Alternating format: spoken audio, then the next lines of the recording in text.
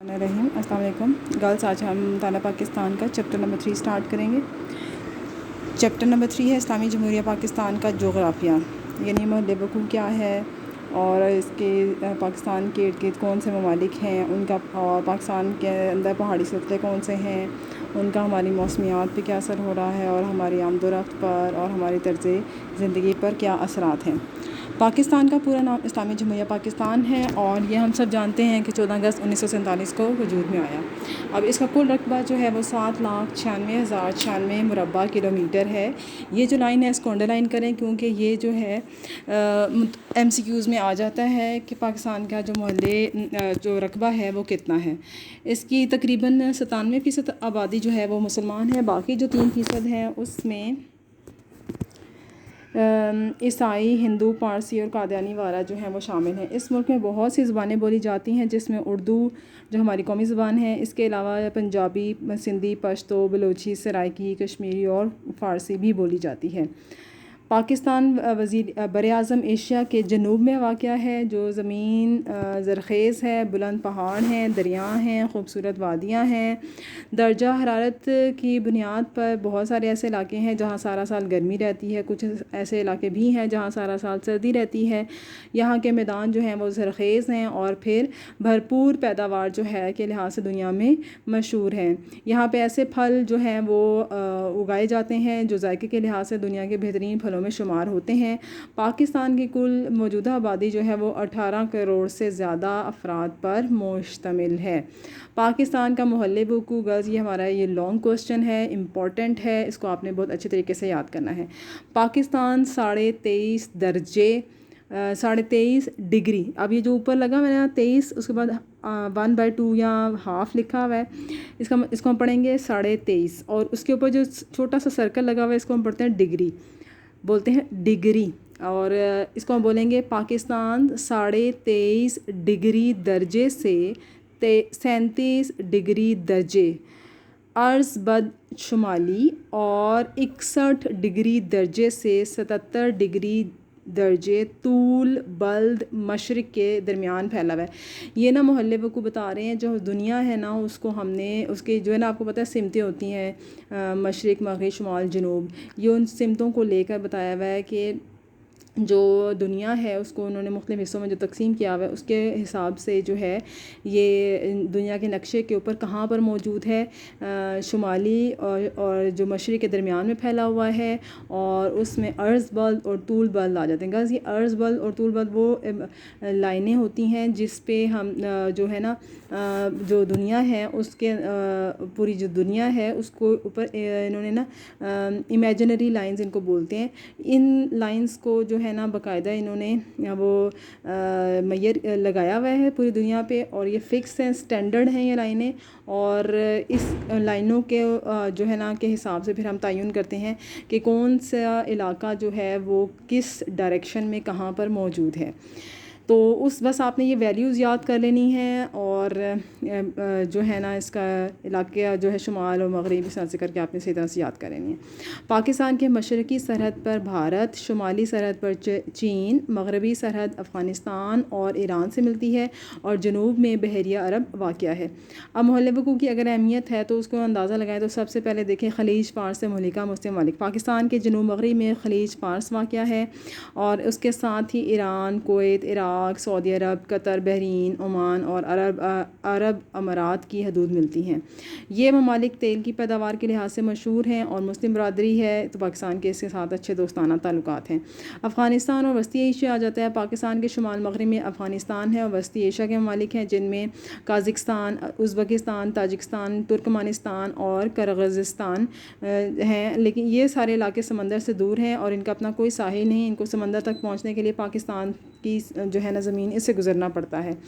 इन ममालिक में भी तेल और गैस जो है वो वाफ़र मकदार में है और ज़रूरी लिहाज से इनका शुमार जो है ज़्यादा पैदावार वाले इलाकों में होता है। इनकी कुल आबादी पाकिस्तान से कम है लेकिन रकबे के लिहाज से ये हमारे मुल्क के मुकाबले में 6 गुना ज़्यादा हैं और अगर इन ममालिक को मोटरवे के ज़रिए मिला दिया जाए तो पाकिस्तान को बहुत ज़्यादा फ़ायदा होगा और ताल्लुकात में भी इजाफ़ा होगा। फिर आ जाता है चीन। शुमाली पहाड़ों के शुमाल में चीन वाक़या है। शाहराह रेशम پرچم پاکستان اور چین کو ملاتی ہے. اس کو انڈر لائن کر لیں کہ وہ کون سی شاہراہ ہے جو پاکستان اور چین کو آپس میں ملا رہی ہے. انڈر لائن جب میں کرواتی ہوں پوری لائن، اس کا مطلب ہے وہ MCQ کے لحاظ سے امپورٹنٹ ہے.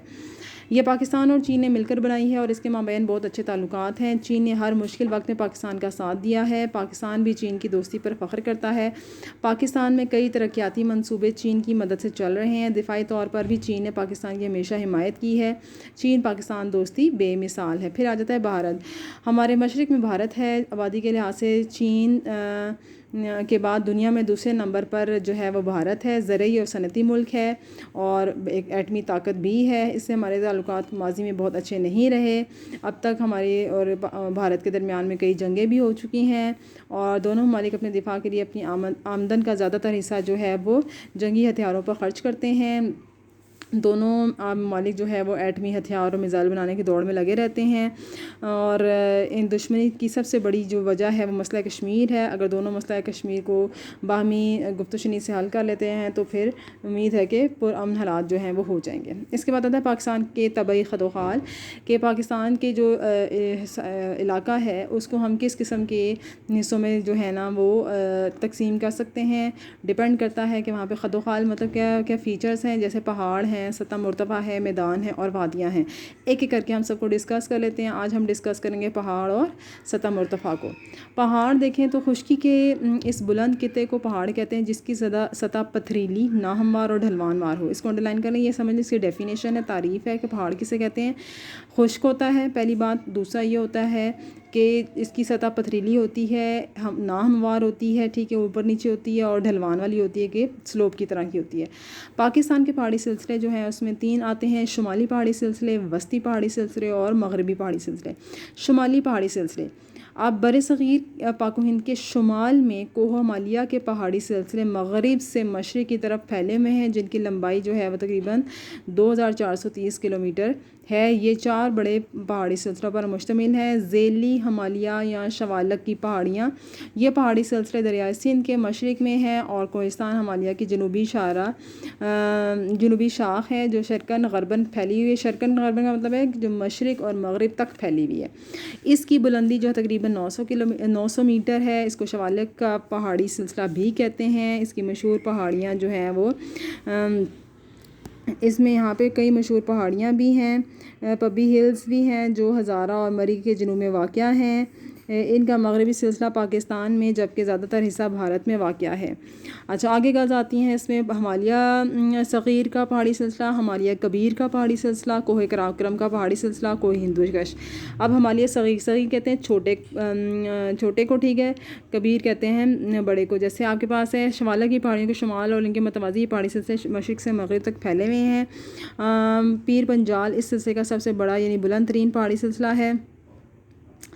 اس سلسلے کے مشہور صحت افزا مقام ہے مری ایوبیہ نتھیا گری شامل ہے. اس کی بلندی 1800 میٹر سے 4600 میٹر تک ہے. ہمالیہ برصغیر کا یہ مختصر حصہ پاکستان میں اور باقی جنوبی ایشیا کے شمال میں واقع ہے. ہمالیہ کبیر کا پہاڑی سلسلہ یہ دنیا کے بلند ترین پہاڑی سلسلوں میں سے ایک ہے. اس کی اوسط لمبائی 6500 کلومیٹر ہے جو برف سے سارا سال ڈھکا رہتا ہے. کشمیر کی خوبصورت وادی پیر پنجال ہمالیہ کبیر کے درمیان میں واقع ہے. بہت سے گلیشیئرز آتے ہیں، ان کے پگھلنے سے آپ کو پتہ ہے کہ پانی جو ہے وہ دریاؤں میں آتا ہے. اس سلسلے کی مشہور چوٹی نانگا پربت ہے جس کی بلندی 8126 میٹر ہے. اب آپ نے یہ کرنا ہے کہ جو پہاڑی سلسلے آ رہے ہیں نا اس کی جو مشہور چوٹی ہوگی نا اس کو انڈر لائن کرتے جائیں اور اس کو آپ نے یاد رکھنا ہے. اس کی جو بلندی ہے وہ بھی ساتھ ہی یاد کر لینی ہے MCQs کے لیے. کوہ قراقرم کا پہاڑی سلسلہ کوہستان ہمالیہ کے شمال میں سلسلہ کوہ قراقرم کشمیر اور گلگت میں چین کی سرحد کے ساتھ مغرب کے سے مشرق تک پھیلا ہوا ہے. اس کی اوسط بلندی 7000 میٹر ہے. دنیا کی دوسری بلند ترین چوٹی جس کو ہم گوڈوین آسٹن یا K2 کہتے ہیں اسی سلسلے میں واقع ہے. اس کی بلندی 8611 میٹر ہے. پاکستان کی شاہ ریشم یا قراقرم اسی سلسلے گزر کر خنجراب کے راستے چین تک پہنچتی ہے.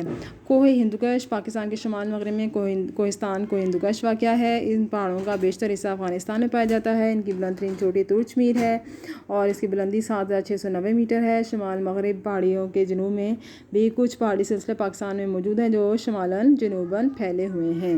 پھر سوات اور چترال کے پہاڑ آ جاتے ہیں۔ کوہستان ہندوکش کے جنوب میں چھوٹے چھوٹے پہاڑی سلسلے پھیلے ہوئے ہیں۔ ان کی پہاڑوں کی بلندی 3000 سے 6000 میٹر تک ہے۔ ان پہاڑوں کے درمیان درہ لواری ہے جو چترال اور پشاور کو ملاتا ہے اور سردیوں میں برف باری کے باعث بند رہتا ہے۔ یہاں ایک سرنگ بنائی جا رہی ہے جس سے چترال اور دوسرے ممالک کے درمیان پشاور سے آمد و رفت کا سلسلہ سارا سال جاری رہے گا۔ ان پہاڑی سلسلوں کے درمیان دریائے سوات، دریائے چترال اور دریائے منگور جو ہیں وہ شامل ہیں۔ پھر آ جاتے ہیں شمالی پہاڑوں کی اہمیت۔ ان کی اہمیت کیا ہے کہ یہ پہاڑ پاکستان کے شمال میں واقع ہیں اور ہماری پاکستان کی شمالی سرحد محفوظ ہے۔ یہ بحیرہ عرب اور بحیرہ بنگال سے آنے والی ہواؤں کو روکتے ہیں، برف باری اور بارش کا موجب بنتے ہیں۔ ان کی چوٹی سارا سال جو ہے وہ برف سے ڈھکی رہتی ہے۔ ہمارے دریاؤں کو سارا سال پانی ملتا ہے۔ ان پہاڑوں سے قیمتی لکڑی حاصل ہوتی ہے۔ صحت افزا مقام ہے، لوگ سیر و سیاحت کے لیے بھی جاتے ہیں اور مزے کرتے ہیں۔ پھر آ جاتے ہیں وسطی پہاڑی سلسلے۔ کوہستان نمک یہ پہاڑی سلسلہ پوٹوہار سطح مرتفع کے جنوب میں دریائے جہلم دریائے سندھ کے درمیان واقع ہے۔ اس پہاڑی سلسلے کی اوسط بلندی 700 میٹر ہے۔ سکیسر اس سلسلے کا خوبصورت مقام ہے۔ اس میں نمک، جپسم اور کوئلہ جو ہے وہ ذخائر پائے جاتے ہیں۔ کوہ سلمان، کوہ کیرتھر، پھر آ جاتا ہے دریائے سندھ کے مغرب میں وزیرستان کی پہاڑیاں اور دریائے گومل کے جنوب سے یہ پہاڑی سلسلہ شمالاً جنوباً شروع ہو کر پاکستان کے وسط تک پھیلا ہوا ہے۔ اس سلسلے کی سب سے بلند چوٹی تخت سلیمان ہے جس کی بلندی 3443 میٹر ہے۔ اس علاقے کا اہم دریا بولان ہے جو درہ بولان سے بہتا ہے اور دریائے سندھ سے جا ملتا ہے۔ کوہ کیرتھر کوہ سلمان کے جنوب اور دریائے سندھ کے مغرب میں کوہ کیرتھر کا پہاڑی سلسلہ ہے۔ یہ دریائے سندھ کے زیریں میدان کے مغرب میں آتا ہے۔ کم بلندی اور خشک پہاڑوں پر مشتمل ہے۔ اس کے مغرب میں حب اور مکران کے پہاڑی سلسلے ہیں۔ یہ پہاڑ پاکستان کے جنوب میں واقع ہے۔ پھر آ جاتا ہے مغربی پہاڑی سلسلے۔ کوہ سفید کا پہاڑی سلسلہ، وزیرستان کی پہاڑیاں، ٹوبا کاکڑ پہاڑی سلسلہ۔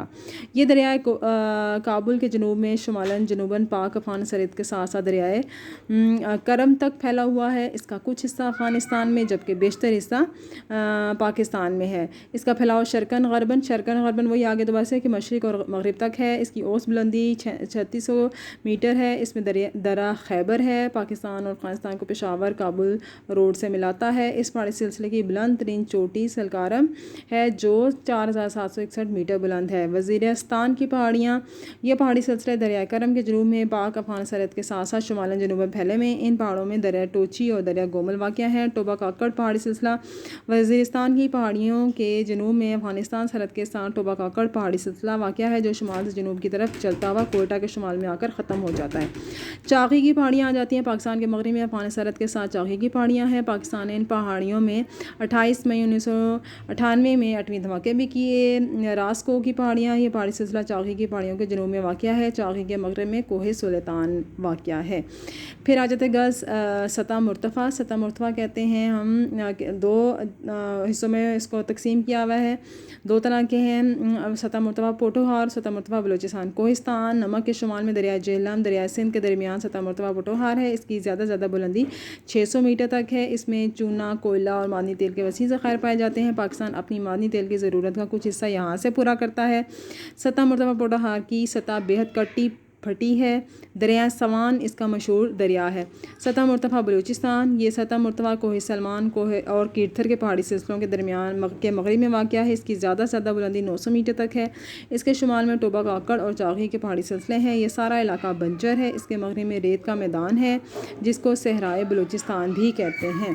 اچھا، آج کا جو ٹاپک تھا اس کو آپ نے یاد ہی کرنا ہے۔ جتنا اچھا آپ اس کو رٹا لگا لیں گے، یاد کر لیں گے، اتنا اچھا آپ کو یاد رہے گا، کیونکہ یہ چیزیں ہیں اس کو آپ نے جو جگہیں ہیں جو ان کی ویلیوز ہیں وہ آپ نے اسی طرح سے یاد رکھنی ہے۔ ٹھیک ہے، اوکے، اللہ حافظ۔